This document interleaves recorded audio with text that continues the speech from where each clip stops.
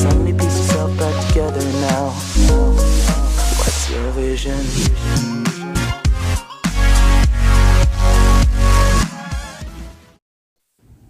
Assalamu alaikum warahmatullahi wabarakatuh.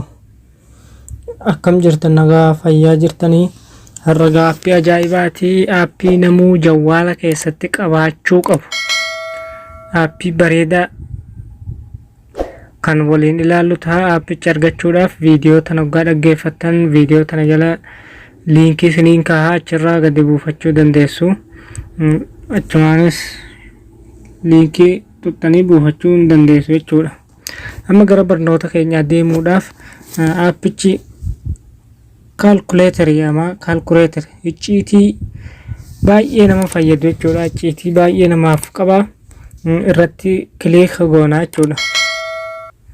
Erga haala kanaan nu dhufe koodii tokko jechuudha. Koodii kan mataa keenyaa tokko itti galchanna jechuudha. Kan arraaffatuu hin qabne tokko fakkeenyaaf ani 5 yeroo jalqabaa kanaaf jechuudha. 4 waan feetan itti galchachuu dandeessu. Fakkeenyaaf ani isin agarsiisumaa fi bakka walqixaa tana tuqxu jechuudha. Bakka walqixaa mallattoo walqixaa tana tuqxu jechuudha. Achumaan kilik irratti gootu haala kanaan isiniif bahaa jechuudha. Gaalaarii waan nama ajaa'ibu kuno kanarratti picture footoo as keessa kaawwatuudhaaf faayilis faayilii kee kaa'uudhaaf photos footoo keessa kaa'atu jechuudha. Amma kana hunda takka takkaan haa ilaallu jechuudha. Picture kana keessa kilik goona. Erga achi kilik goone booda ida'uu tana tuqna jechuudha. Pilaas bakka irratti kilik goona. Haala kanaaf nu bahaa jechuudha. Haala kanaan erga isiniif bahee kanatti isiniif tarreesse booda kuni all files faayilii waan jawwaala keessan kee jiru guutuu irratti dabarfachuudha. Kuni pictures footoo keessan dabarfachuudha achi keessatti. Kun immoo viidiyoodha. Viidiyoo keessan achi keessatti dabarsuudhaaf jechuudha. Kun immoo dokumentiidha. Dokumentii adda addaa irratti dabarsuudha. Kun immoo capture viidiyoodha. Achi keessa galchatuudha. Kun aadiyoodha. Aadiyoo keessa galchatu feetan jechuudha. Waan dhoksuuf barbaadan take photo kun immoo footoo amma kaaftee amma keessatti kaasuudha. Haaluma kanaan mee amma fakkeenyuma isin agarsiisu isin hundaafuu waggaa kee isheen isiniif gala jedhee yaada. Mee picture keenya kan isheenuuti. Picture kana akkuma agartan picture kana nan filadha jechuudha. Picture kana nan filadha. Kana keessa dhoksu tokko jechuudha. Kana keessa dhoksu tokko kana picture kana keessa picture nan fuudha jechuudha. Irratti kilik gootu jechuudha. Erga kilik gootanii booda right erga isiniif godhe mallattoo kagadii kana tuqxu jechuudha. Mallattoo qulfii kana movies to vault bakka jiru kan irratti kilik gootu jechuudha. Yoo tokko ta'e tokkorra raayitii yoo lama ta'e lamarratti raayitii suuraa heddummeessitanii jechuudha. Yoo barbaadan raayitii irra gootanii hanga feetan keessa galchachuu dandeessu jechuudha. Irratti kilik gootu. Akka kanatti yoo isiniif bahe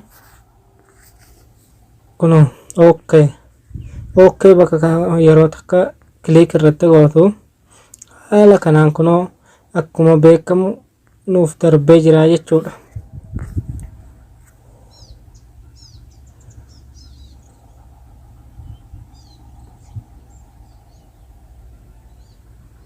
Nuuf darbee jira jechuudha. Amma faayilis bakka jiru kana ilaallaa jechuudha. Faayilis kilik irratti goonu jechuudha. Faayilis akkuma kana faayilii yoo seentan mallattoo ida'uu kana tuqxu jechuudha. Mallattoo pilaasii kana jechuudha. Haaluma kanaan isiniif bahaa. Viidiyoo feetanis waan adda addaa viidiyoo fakkeenyaaf viidiyoo ilaalluuti. Amma viidiyoo kana kilik irratti yoon godhe jechuudha. Kilik ta'eera raayitii tana irratti godhaa jechuudha. Raayit ergasii immoo karuma duraaniiti jechuudha. Move to vault bakka jiru kanarratti kilik gootu bakka diimaa gadii kana jechuudha. Haala kanaan okay keessa tuqxu jechuudha. Okay bakka jiru kana okay kana tuqxu. haala kanaaf nuuf bahee jira jechuudha. Okay tokko ammas kana amma immoo duuba deebinee fakkeenyaaf waan inni nuuf fidu haa ilaallu. Fakkeenyaaf appichi amma kana kiliik irratti yoo goone fakkeenyaaf akka nama tokko akka nama biraa tokkotti jechuudha. Akka nama biraa tokkotti amma lakkoofsa koodii kanan beeku koodii kanan galchaa jechuudha. Okay tuqaa fakkeenyaaf okay tuqaa jechuudha. Hin ta'u jechuudha asitti. Haa ooltaa yoo ida lakkoofsa ida'achuu feetamu fakkeenyaaf lakkoofsa 8 akka sanitti jechuudha. Namni kanuma saya malee waan footoo fi gaalaarii adda addaa wanta adda addaa keessa dhokfannee jirru hin beekan jechuudha. Haala kanaan wal qixa yoo goone immoo in hojjeta jechuudha 4 jechuudha. Akka sanitti haala kanaan buufadhaatti fayyadamaa isiniin jedha. Aappii kana argachuudhaaf immoo viidiyoo tana jalarra isiniif hin kaahaa achirraa liinkii san tuqxanii buufachuu dandeessanii.